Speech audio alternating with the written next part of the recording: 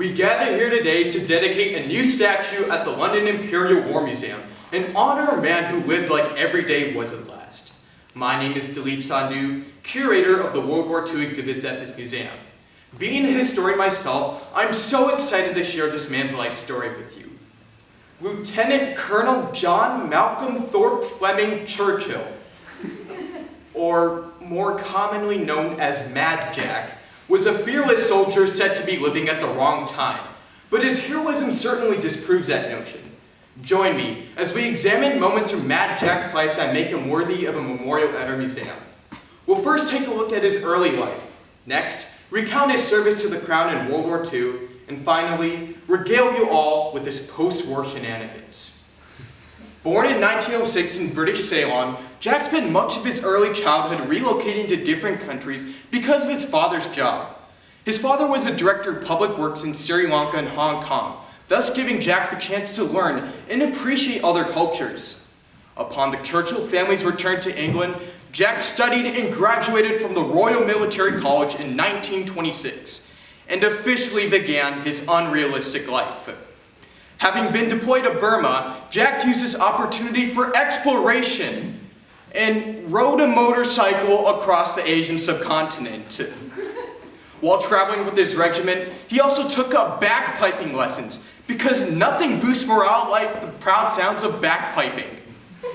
Just when his life couldn't get any more crazier, Churchill, who was bored by the peacetime of the 20s, moved to Kenya, where on top of his magnificent motorcycling and bagpiping talent, launched a modeling and acting career. Starring in The Thief of Baghdad and my personal favorite, A Yank at Oxford, Churchill had lived a pretty full life up to this point. But war called to him. And World War II was when Churchill hit life's peak and owned up to the name Mad Jack. From the beginning, Churchill stood out from his brothers in arms. Inspired by warriors of old, he carried both the longbow and a broadsword with him at all times. In his first battle, his squadron came across advancing German soldiers, and Jack was the first to strike. Before any soldier could fire their rifle, Jack pulled out his trusty longbow and pierced the soldier in the chest with a barbed arrow. Under his leadership, his squadron outmaneuvered the advancing forces and won a victory for the British. Churchill did sustain injuries, however, taking wine bottle shards to the forehead in a post-victory celebration. But his ambition to fight was undeterred. Churchill's most accomplished feat came in the Allied invasion of Sicily in 1943. It was late in the night, and Churchill snuck out of his quarters with two commandos. Spying on nearby Nazi encampments, Jack crept upon guards, drew up a broadsword, and forced them to surrender. By the wake of dawn, he had rounded up 42 Nazi prisoners and brought them back to British territory, receiving resounding applause and the Distinguished Service Order title. It was also at this moment where he was formally dubbed Mad Jack, the insane man who used outdated weapons to apprehend his armed enemies. If you'd ask me, I'd say Winston was wrong Churchill was serving as Prime Minister.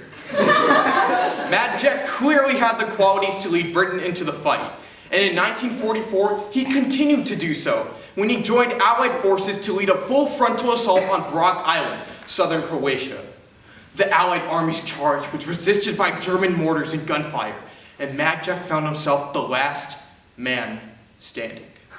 Setting down his sword and bow, he started to play "Will Ye No Come Back Again" on the bagpipes. Whether they were impressed by his skills on the pipes or thought that he was insane and killing him felt wrong, the Nazis ultimately halted their fire and spared his life.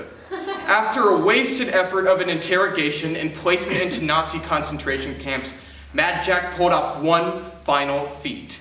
He didn't escape one, but two Nazi concentration camps and found asylum with an Allied force in Italy.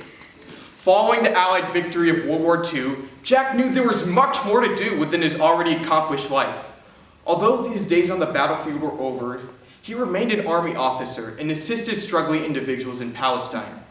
Aside from his military endeavors, he took to the skies, when he obtained a parachuting license and stepped into unknown waters with his custom-designed surfboards.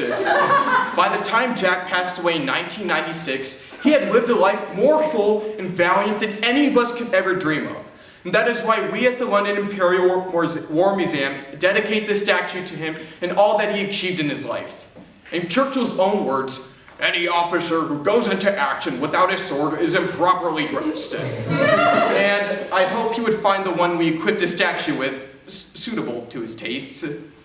I sincerely thank you all for coming here today and hope that when you visit this memorial, you remember Jack Churchill's leadership. Be encouraged to take those risks and lead a fulfilling life with the touch of that Jack madness. Thank you.